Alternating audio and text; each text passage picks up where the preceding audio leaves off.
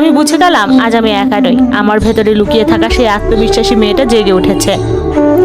আরিয়ান পাশে থাকলে এই অন্ধকার পথটুকু আমি অনায়াসে পাড়ি দিতে পারবো। বিকেলের দিকে যখন মেহমানরা বিদায় নিলেন, রিয়া আমার সামনে এসে দাঁড়িয়ে তর্জনী উঁচিয়ে হুমকি দিল, দাঁড়াও ভাবি, মা আসুক, তোমার এই তেরামির মজা আজ হাড়ে হাড়ে বুঝিয়ে দেব।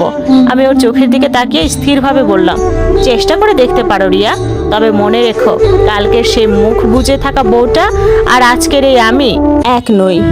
এই বাড়িতে তোমার থেকে অধিকার আমার বেশি। রিয়ার আগে গজগজ করতে করতে শাশুড়ি আমার রুমে ঢুকলো।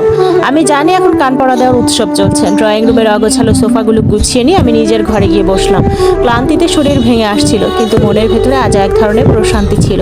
প্রথমবারের মতো অন্যায়ের বিরুদ্ধে মুখ খুলেছি, এই আনন্দটাই অন্যরকম। সন্ধ্যার দিকে আরিয়ান অফিস থেকে ফিরল। ড্রয়িং রুমে ঢোকা মাত্রই শাশুড়ি আম্মা কান্নার এক নিখুঁত মহড়া শুরু করলেন। রিয়া পাশ থেকে ফুপিয়ে ফুপিয়ে বলছে, ভাইয়া তোমার বউ আজ আমাদের মান সম্মান সব ধুলে মিশিয়ে দিয়েছে। আত্মীয়দের সামনে আমাকে আর আম্মাকে যা তা বলেছে। শাশুড়ি আম্মা আঁচল দিয়ে চোখ মুছতে মুছতে বললেন, আরিয়ান রে, আমি ভেবেছিলাম বউ এনেছি সংসার করার জন্য, কিন্তু এ তো দেখি কাল নাগিনী। আমার বাপের বাড়ির লোকদের সামনে আমাকে অপমান করলো, আর তুই এখনো দাঁড়িয়ে আছিস। আরিয়ান কিছু না বলে সোজা আমাদের ঘরে ঢুকলো। আমি বারান্দায় দাঁড়িয়েছিলাম, ও আমার সামনে এসে দাঁড়ালো। ওর গম্ভীর চেহারা দেখে আমার বুকটা একটু কেঁপে উঠলো। ভাবলাম ও কি তবে মায়ের কথাই বিশ্বাস করলো।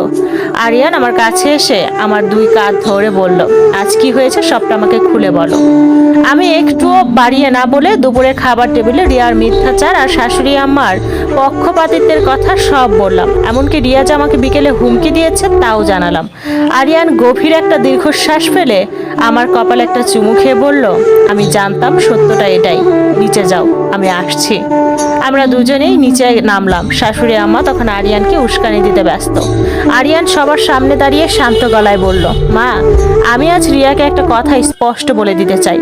এই বাড়িতে ও যেমন আমার বোন, তুমি যেমন আমার মা, তেমনি ও আমার দিকে ইশারা করে এই বাড়ির বড় বউ। এই বাড়ির অন্ন জোগাড় করার অধিকার যেমন আমার, এই বাড়ির প্রতিটি জিনিসের উপর ওর সম্মান বজায় রাখার দায়িত্ব তেমনি আমাদের সবার। রিয়া চিৎকার করে উঠল, তার মানে তুমি বলতে চাও আমি মিথ্যা বলছি? আরিয়ান রিয়ার দিকে কঠোর দৃষ্টিতে তাকিয়ে বলল, রিয়া, মেহমানদের সামনে মিথ্যা বলে ক্রেডিট নেওয়াটা নিচু মন মানসিকতা। কাল তুমি ওর গায়ে গরম পোলাও ঠেলেছিলে, আজ ওর কাজ নিয়ে মিথ্যা বলেছ। নিজের সম্মান যদি ফিরে পেতে চাও তবে আগে অন্যের সম্মান দিতে শেখো। আর মা, আপনি যদি ওকে প্রশ্রয় দেওয়া বন্ধ না করেন তবে আমি আজই ওকে নিয়ে আলাদা বাসায় চলে যাব।